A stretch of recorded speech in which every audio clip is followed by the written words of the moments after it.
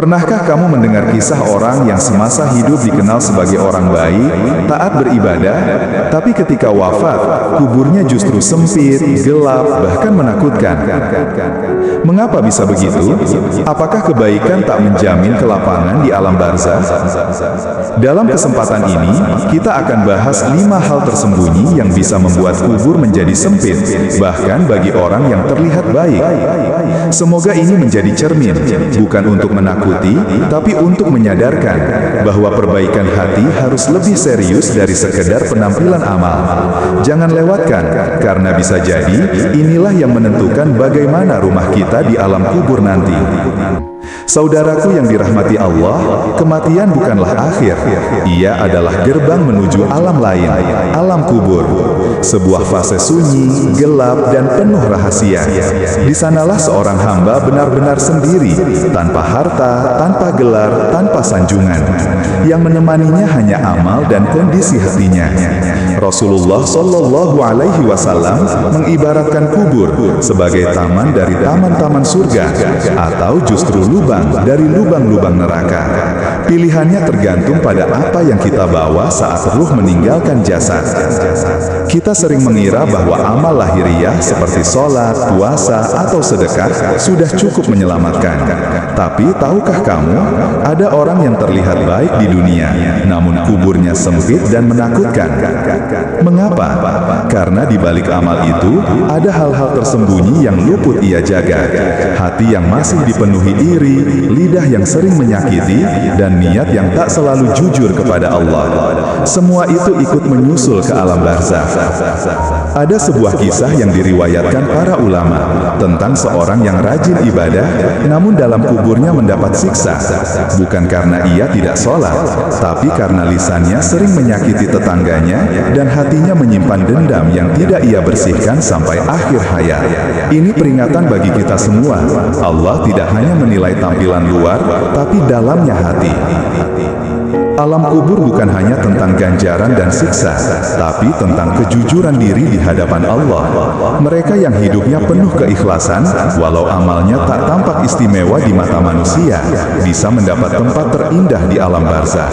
Sebab Allah menilai dengan cinta dan rahmatnya, bukan dengan ukuran popularitas amal. Maka mari kita mulai mengoreksi hati sebelum tubuh kita dikembalikan ke tanah. Saudaraku, inilah 5 hal tersembunyi yang bisa membuat kubur menjadi sempit, bahkan bagi orang yang terlihat baik. 1. Masih ada dosa yang tak ditobati. Kadang, kita merasa telah berjalan di jalan kebaikan. Sholat tak pernah ditinggal, puasa dikerjakan, bahkan sedekah rutin dilakukan. Tapi, di sisi lain ada dosa-dosa kecil yang kita anggap remeh. Kita biarkan ia tumbuh di sudut-sudut hidup kita, seperti debu yang terus menumpuk karena tak disapu. Padahal, bisa jadi justru dosa itulah yang membuat doa kita tertahan, dan hati kita terasa jauh dari Allah. Dosa yang paling berbahaya bukan selalu yang paling besar, tapi yang dianggap biasa. Misalnya, gibah kecil yang dibungkus dalam keluhan, pandangan haram yang dianggap tak sengaja, atau ketidakjujuran ringan yang tidak merugikan siapa-siapa. Dosa kecil yang terus diulang tanpa istighfar akan menjadi besar di sisi Allah, bahkan bisa mengeraskan hati tanpa kita sadari. Allah memang Maha Pengampun, tapi jangan lupa, Dia juga Maha Adil. Ampunannya datang bagi siapa yang datang kepadanya dengan taubat. Tapi, jika dosa dibiarkan, seolah kita tak peduli, maka keadilan Allah yang akan berbicara. Bisa jadi, ketenangan hati yang hilang, rezeki yang seret, atau doa yang tak terkabul adalah isyarat dari dosa yang belum ditobati. Rasulullah Shallallahu Alaihi Wasallam bersabda, sesungguhnya seorang hamba jika berbuat dosa, maka maka akan ada noktah hitam di hatinya. Hadis Tirmidzi. Maka siapa yang tak segera membersihkannya dengan taubat dan istighfar, noktah itu akan membesar hingga menutupi hatinya. Inilah sebab mengapa sebagian orang rajin beribadah, tapi jiwanya tetap gelisah, karena hatinya belum bersih. Saudaraku, mari kita muhasabah hari ini. Barangkali ada dosa-dosa lama yang belum kita tangisi, ada kesalahan yang belum kita sesali. Jangan tunda taubat, karena kita tidak tahu kapan ajal menjemput. Jangan bangga dengan ibadah jika masih ada dosa yang kita biarkan diam dalam gelap. 2. Menyakiti orang lain tanpa menyadari. Tidak semua luka meninggalkan bekas di kulit. Banyak luka justru tertinggal di hati. Dan seringkali luka itu berasal dari kita. Entah karena ucapan yang terlalu tajam, komentar yang menyindir, atau bahkan diam yang penuh dingin. Kita menyakiti tanpa sadar.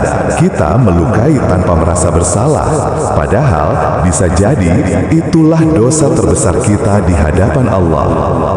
Islam sangat menjunjung tinggi kehormatan dan perasaan sesama. Rasulullah Shallallahu Alaihi Wasallam bersabda, seorang Muslim adalah saudara bagi Muslim lainnya. Ia tidak menzoliminya dan tidak merendahkannya. Hadis Muslim. Tapi dalam keseharian, betapa mudahnya kita menggunjing, menyindir, atau bahkan mencibir. Dan lebih berbahaya lagi, kita merasa itu biasa, bahkan merasa benar. Yang perlu kita sadari, dosa kepada Allah bisa dihapus dengan istighfar dan taubat. Tapi, dosa kepada manusia hanya bisa terhapus jika orang yang kita sakiti merelakan dan memaafkan. Jika tidak, maka luka itu akan menjadi beban di hari hisab. Bahkan dalam hadis disebutkan bahwa orang yang bangkrut di akhirat adalah yang datang dengan banyak amal, tapi semua pahalanya habis untuk mengganti kezolimannya kepada orang lain. Renungkan, mungkin ada orang yang dulu kita rendahkan, yang sampai hari ini belum kita minta maaf. Mungkin ada sahabat, pasangan, anak, atau bahkan orang tua yang pernah kita sakiti dengan kata-kata. Lalu kita lanjutkan hidup seolah tak pernah terjadi apa-apa. Padahal dosa itu masih menggantung di antara langit dan bumi, menunggu diselesaikan. Saudaraku, jangan tunggu kematian menjemput baru menyesal.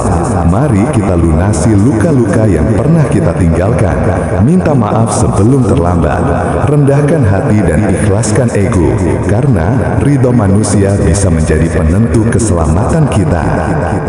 3. Banyak amalan lahiriah, tapi sedikit ikhlas. Saudaraku, betapa mudahnya tubuh ini bergerak dalam ibadah, ruku, sujud, tangan mengangkat sedekah, lisan melafazkan doa. Namun, yang menjadi pertanyaan utama adalah, adakah Allah di dalam hati saat semua itu dilakukan? Karena ibadah bukan sekadar gerakan, melainkan penyerahan total dari jiwa yang tulus dan hati yang hadir. Rasulullah Shallallahu Alaihi Wasallam bersabda, sesungguhnya Allah tidak melihat kepada rupa dan harta kalian, tetapi Allah melihat kepada hati dan amal kalian. HR Muslim. Ini menunjukkan bahwa kualitas amal bukan terletak pada indahnya bacaan atau lamanya sholat, tapi pada apa yang tersembunyi dalam hati. Seorang fakir yang bersedekah sebiji kurma karena Allah bisa lebih mulia daripada dermawan yang memberi jutaan untuk dipuji. Terkadang kita terjebak dalam rutinitas lahiriah. Sholat hanya sebagai kewajiban, bukan perjumpaan. Sedekah hanya sebagai formalitas, bukan bukti cinta. Bahkan, berdakwah pun bisa terjerumus ke dalam pencitraan, bukan keikhlasan. Padahal, Allah tidak butuh ibadah kita. Kitalah yang butuh Dia. Dan, amal tanpa keikhlasan, ibarat tubuh tanpa ruh, tampak hidup, padahal sebenarnya mati. Imam Al-Ghazali Al-Ghazali pernah berkata, berapa banyak amal yang kecil menjadi besar karena niat, dan berapa banyak amal yang besar menjadi kecil karena niat. Maka, kita perlu senantiasa memeriksa niat. Apakah aku melakukan ini karena Allah, atau agar dilihat manusia? Apakah aku mencari ridhonya, atau hanya ingin dikagumi? Saudaraku, mari kita bersihkan ibadah kita dari segala pamrih. Hadirkan hati dalam sujud, basahi niat dengan cinta kepadanya. Karena bisa jadi satu amal kecil yang sangat ikhlas lebih dicintai Allah daripada 1000 amal besar yang penuh kepura-puraan. Dan di hari kiamat, hanya amal yang ikhlas yang akan memiliki cahaya. 4. Tidak memperbaiki hubungan keluarga. Tak sedikit orang yang tekun beribadah, aktif dalam majelis ilmu, dan terlihat sangat soleh di mata manusia. Namun, sayangnya, kebaikan itu tak menyentuh rumah tangganya sendiri. Ia bisa lembut di luar, tapi kasar kepada pasangan. Ia bisa murah senyum kepada teman, tapi dingin kepada orang tuanya. Kita lupa bahwa ukuran kemuliaan seseorang juga tercermin dari bagaimana ia memperlakukan keluarganya. Rasulullah Shallallahu Alaihi Wasallam bersabda, sebaik-baik kalian adalah yang paling baik kepada keluarganya. HR Tirmidzi. Islam tidak hanya mengatur hubungan dengan Allah, tapi juga menekankan akhlak terhadap sesama, terutama terhadap keluarga. Karena keluarga adalah ladang ujian terdekat, tempat kita diuji tentang kesabaran, kelembutan, dan kejujuran dalam mencintai karena Allah. Banyak orang yang rela bersedekah kepada orang asing, tapi enggan membantu saudaranya sendiri yang sedang kesulitan. Banyak yang mampu menahan amarah di tempat kerja, tapi mudah meledak kepada istri atau anak. Dan yang lebih mengerikan, ada orang yang rajin tahajud, tapi hatinya masih keras terhadap ayah ibunya sendiri. Kita perlu ingat bahwa dosa kepada manusia tidak terhapus hanya dengan ibadah. Ia perlu dituntaskan dengan perbaikan hubungan. Dalam banyak riwayat disebutkan bahwa memutus silaturahmi bisa menyebabkan terputusnya rahmat Allah dan bahkan menyempitkan kubur. Bayangkan, amal-amal kita bisa terhalang karena kita tak mampu merendahkan ego untuk meminta maaf atau enggan memulai untuk memperbaiki komunikasi. Padahal barangkali satu pelukan pada orang tua, satu telepon kepada saudara, atau satu kata maaf yang tulus bisa membuka pintu-pintu keberkahan yang selama ini tertahan. Saudaraku, jangan biarkan amal ibadahmu sia-sia karena keluarga yang kamu abaikan. Tundukkan hatimu di hadapan mereka sebelum kamu tunduk di hadapan Allah. Karena seringkali ujian terbesar bukan di luar, tapi justru di ruang tamu, di meja makan, dan di dalam hati yang enggan mengalah. Mari perbaiki sebelum kematian menutup semua pintu perbaikan. 5. Sombong tersembunyi di dalam diri. Saudaraku, salah satu penyakit hati paling berbahaya adalah sombong, terutama yang tak terlihat. Bukan yang tampak dalam ucapan atau gaya hidup, tapi yang bersembunyi di balik amal kebaikan. Seperti bisikan dalam hati, aku lebih baik darinya, karena aku lebih banyak sholat, lebih sering puasa, lebih aktif berdakwah. Inilah bentuk kesombongan yang paling tersembunyi namun paling mematikan. Padahal, justru karena merasa sudah banyak beramal, seseorang bisa jatuh ke dalam kehancuran rohani. Ia lupa bahwa semua taufik dan kekuatan untuk beramal berasal dari Allah, bukan dari dirinya sendiri. Iblis terusir dari surga bukan karena tidak beribadah. Dia ahli ibadah ribuan tahun, tapi karena merasa dirinya lebih baik daripada Adam. Maka siapapun yang merasa amalnya membuatnya lebih mulia dari orang lain, sebenarnya sedang berjalan di jalan kehancuran yang sama. Rasulullah Shallallahu Alaihi Wasallam bersabda, tidak akan masuk surga seseorang yang di dalam hatinya terdapat kesombongan walau sebesar biji sawi. Hadis Muslim. Bahkan seberkas kecil kesombongan pun bisa menjadi penghalang masuk surga. Mengapa? Karena surga adalah tempat bagi mereka yang merendah, yang merasa tidak punya apa-apa kecuali karena rahmat Allah. Sementara orang yang sombong, meskipun meskipun amalnya banyak, menutup dirinya dari rahmat itu. Yang lebih mengerikan lagi, sombong itu bisa menyelinap, bahkan di saat kita merasa rendah hati. Kita merasa kita tidak seperti orang lain yang ria, tapi perasaan itu pun bisa menjadi sombong yang dibungkus kerendahan. Inilah penyakit halus yang membuat amal kosong dari ruh, membuat lisan manis tapi hati penuh penilaian. Dan ruh-ruh seperti ini tidak akan dimuliakan malaikat di alam barzakh karena masih membawa kotoran keangkuhan di dalam jiwanya. Saudaraku, mari kita renungkan, mungkinkah amal kita belum diterima karena masih terselip rasa ingin dipuji atau dihormati? Mungkinkah kita belum benar-benar merendah, padahal kita semua hanyalah hamba yang tak punya daya? Maka mari kita mohon, ya Allah, bersihkan hatiku dari kesombongan yang tersembunyi, dan jadikan aku termasuk hamba-hambamu yang ikhlas dan merendah di hadapanmu.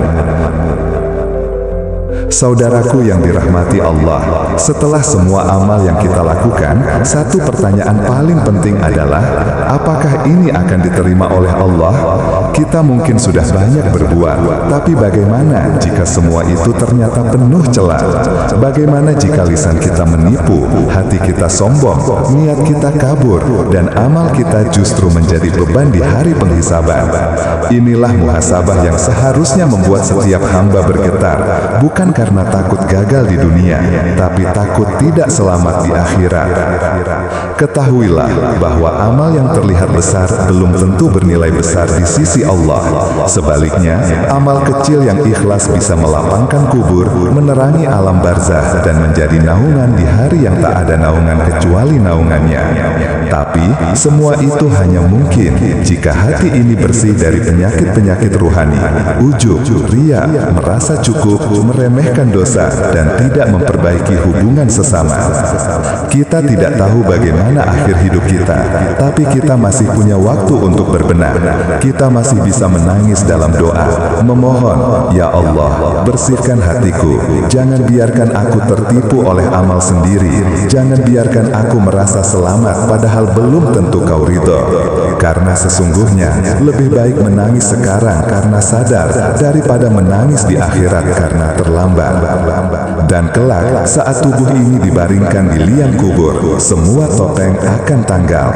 Yang tersisa hanyalah ruh dan amal. Maka mari siapkan diri dari sekarang agar tanah tidak sempit bagi kita, agar kubur bukan menjadi lorong menuju siksa, tapi taman menuju surga. Bukan karena kita sempurna, tapi karena kita terus memperbaiki hati dan memohon pada Allah dengan sungguh-sungguh. Dari 5 poin tadi, mana yang paling menyentuh hatimu? Pernahkah kamu mendengar kisah orang baik yang diuji di alam kubur? Ceritakan di kolom komentar. Semoga jadi pelajaran bagi kita semua. Jangan lupa like, share, dan subscribe agar kita terus bersama dalam kajian hati dan akhirat. Mari saling mendoakan. Semoga kelak kubur kita menjadi taman dari taman-taman surga. Amin ya Rabbal Alamin.